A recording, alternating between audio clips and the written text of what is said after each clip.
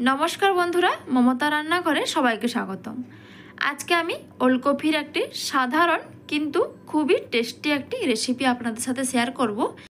ওলকপির এই রেসিপিটি থাকলে আপনি দুটো রুটি বেশিই খাবেন। এছাড়া গরম ভাতের সাথে খেতেও কিন্তু দারুণ লাগে। অনেকেই এই সিম্পল রেসিপিটি জানেন, কিংবা অনেকেই কিন্তু নতুন রাঁধুনি রয়েছেন তারা জানেন না। তাদের জন্য আমার এই আজকের রেসিপিটি দেখতে থাকুন। প্রথমে আমি ওলকপিটাকে ছাড়িয়ে নিয়েছি। এবার আমি একটা বড় সাইজের আলু নিয়েছি, আলুটাকেও আমি ছালটা ছাড়িয়ে নিয়েছি। এবারে আমি ওলকপিটাকে কেটে নিচ্ছি।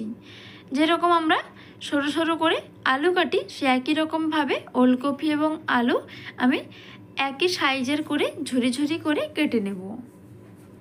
বন্ধুরা, এই ওলকপির রেসিপিটা গরম ভাতের সাথে এবং রুটি দুটোরই সাথে খেতে কিন্তু দুর্দান্ত লাগে। এবার আমি ওলকপি ও আলুটাকে কেটে ভালোভাবে ধুয়ে আমি আগে থেকে লবণ মাখিয়ে রেখেছিলাম। এবার কড়াইতে সর্ষের তেল দিয়ে তেলের উপরে আমি ওলকপি এবং আলুটাকে দিয়ে দিচ্ছি। 1 মিনিটের মতন নাড়াচাড়া করে আমি ঢাকনা দিয়ে দেব, যাতে এটা ভাজার সাথে সাথে অনেকটা সেদ্ধ হয়ে যায়। আমি 2 মিনিট পর ঢাকনাটা খুলে নিয়েছি। ঢাকনা খুলে আবারও নাড়াচাড়া করে নিচ্ছি। এবার আমি ওলকপির মধ্যে দিয়ে দিচ্ছি সামান্য পরিমাণে হলুদের গুঁড়ো,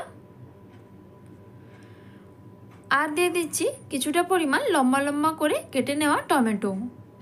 এবার খুব ভালোভাবে মিশিয়ে নিচ্ছি। মিশিয়ে আমি আবারও 3 থেকে 4 মিনিটের মতন একটু ঢাকনা দিয়ে ভাজা ভাজা করে নেব। বন্ধুরা, এটি একটি খুবই সহজ রেসিপি এবং ঝটপট বানানো হয়ে যায়। ভাত কিংবা রুটির সাথে আপনি যখনই মন চাইবেন তখনই কিন্তু এই ঝটপট রেসিপিটা বানিয়ে ফেলতে পারবেন।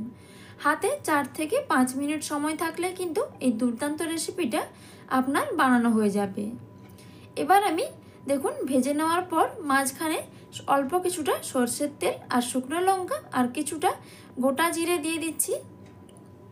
এবার ফোড়নটা একটু লাল হয়ে এলে, লঙ্কাটা ভাজা ভাজা হয়ে এলে আমি এখানে কিছুটা গ্রেট করে রেখেছি রসুনটা দিয়ে দিচ্ছি।